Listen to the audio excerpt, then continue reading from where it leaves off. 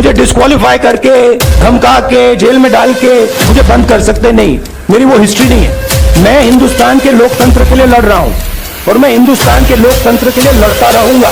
किसी चीज से नहीं डरता हूं। ये सच्चाई है। आहट से बदबख्त फिजाओं में रोशनी की किरण जाग उठती है। वो आ रहा है जिसके आगे सांप्रदायिकता के बड़े बड़े चट्टान भी पानी बन जाते हैं। वो आ रहा है जिसके व्यक्तित्व ने हिंदुस्तान की वैचारिक लड़ाई को परिवर्तन का लक्ष्य सौंपा है। वो आ रहा है। वो आ रहा है जिसके लिए 4000 किलोमीटर पैदल चलना आम बात है, जिसकी उपस्थिति ने इन नफरती लोगों को, इन अराजक हवाओं को, इन सियासी सूरमाओं को वक्त रहते संभल जाने की चुनौती दी है। वो आ रहा है जिसके धैर्य के आगे दुनिया नतमस्तक है, जिसकी सादगी, विनम्रता और सौम्यता का गवाह। Please understand why I have been disqualified. I've been disqualified because the Prime Minister is scared of my next speech. He's scared of the next speech that is going to come on Adani, right? I've seen it in his eyes. So he's terrified of the next speech that is going to come, and they don't want that speech to be in Parliament. That's the issue. That is why first the distraction. कहा है कि 162 Now the साल के disqualification. Indian penal code में पहली बार किसी व्यक्ति को 2 साल की सजा मिली, जिससे कि उसकी सदस्यता चली जाए। आईना दिखाने का काम निचली अदालतों को भी किया, लेकिन हम बहुत उत्साहित हैं, बहुत खुश हैं, क्योंकि शेर फिर से सदन में दहाड़ेगा और अब बिना किसी विलंब के सदन के सभापति को उनकी सदस्यता पुनः बहाल कर देनी चाहिए। हिम्मत ना खोना, सिर्फ आगे बढ़ते रहना। जो कहते हैं ये तेरा बस की नहीं, उन्हें कुछ करके दिखाना, यही मकसद लेकर चलते चलते आज राहुल गांधी जी की सच्चाई साबित हो चुके हैं। सनद रहे कि हमारे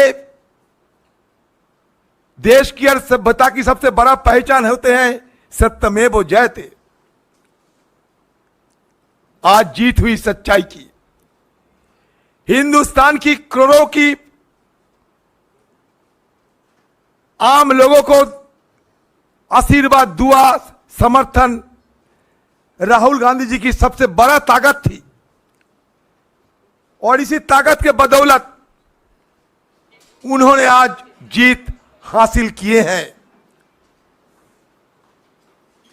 अभी सदन की अंदर जाना बाकी है। स्पीकर से मुलाकात कर चुके हैं मैंने और स्पीकर साहब को दरखास्त भी किए हैं, गुजारिश भी किए हैं कि जिस त्वरित गति से राहुल गांधी जी की बर्खास्त हुई थी, उस त्वरित गति से ही उनको दोबारा वापस लाना चाहिए। स्पीकर साहब ने मुझे कहा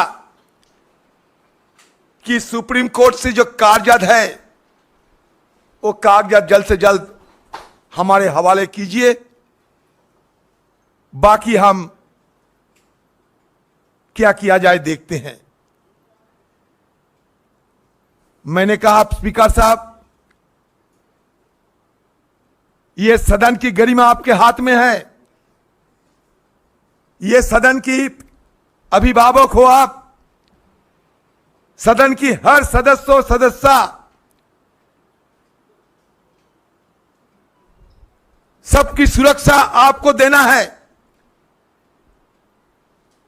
राहुल गांधी जी की जल्द से जल्द वापस लाके उनको अधिकार दिलाइए। मंगलवार को सदन में अविश्वास प्रस्ताव पर चर्चा शुरू होने वाला है। यह चर्चा की चलते दिन रात सदन के अंदर, सदन की बाहर हम सब गुहार लगाते आ रहे हैं। टालते टालते टालते टालते 8 तारीख को सदन में अविश्वास प्रस्ताव चर्चा के लिए दिन तय किए गए, जो कि बहुत पहले करना चाहिए था और नियमों के मुताबिक जब अविश्वास प्रस्ताव सदन में लाए जाते, जिसकी मान्यता दिया जाते स्पीकर की तरफ से, उस समय बिना अविश्वास प्रस्ताव कोई विधायक पारित नहीं होना चाहिए, ये हमारा नियमों के मुताबिक, परंपरा के मुताबिक। लेकिन फिर भी रोजाना ये सरकार सदन में बिना चर्चा एक के बाद एक विधायक धड़ल्ले से पारित करते जा रहे हैं। ये परंपरा के खिलाफ सदन की हालात देखकर हम लोग सब बड़े परेशान हैं। आज तक हिंदुस्तान की ये पार्लियामेंट में, सदन में कभी ऐसा नजीर नहीं हुई थी जब अविश्वास प्रस्ताव स्पीकर साहब की टेबल पे अविश्वास प्रस्ताव पे चर्चा नहीं हुई और दूसरी तरफ एक के बाद एक विधायक पारित होते गए। तो इसलिए हमारी तरफ से हम सोचे हैं, हमारे नेतागण को भी मैं ये बात रखे हैं, गुजारिश किए हैं कि अविश्वास प्रस्ताव पे राहुल गांधी जी को शिरकत करना जरूरी है और अविश्वास प्रस्ताव की चर्चा शुरू होने का पहले ही राहुल गांधी जी को सदन के अंदर वापस लाने की इजाजत हमारे स्पीकर साहब दें। इसके चलते आज से हम लोग पहल शुरू कर दिए हैं और जल्द से जल्द राहुल गांधी की वापसी के लिए हर संभव प्रयास हम करते रहेंगे।